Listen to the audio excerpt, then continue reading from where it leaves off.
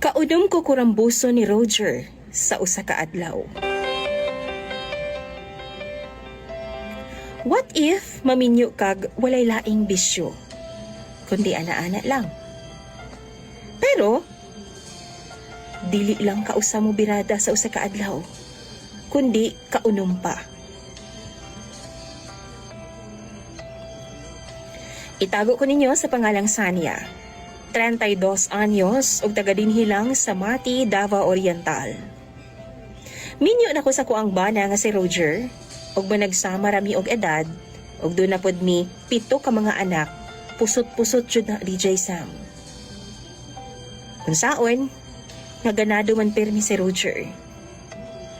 Sayunan kag kadlawon bago mga pe, kadahuman pamahaw bago mo lakaw sa trabaho, tapos mo uli og merienda break para mo tuslo lang jud.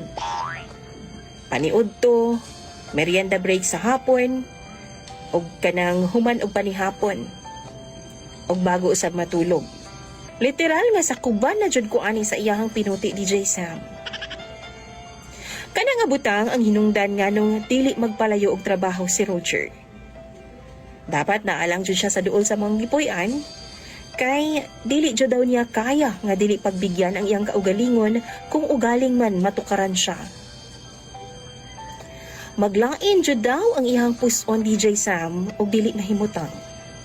Dili daw siya makatrabaho og tarong. Magdasa jud daw siya. Bisan gani ting period na ako DJ Sam, sukol gihapon siya.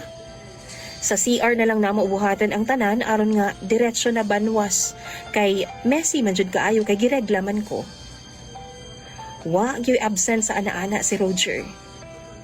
Og bisan pag-asa, birahan jud ko ana. Bisan makitulog rami sa laing balay, mangita jud naghigayon nga makabira nako.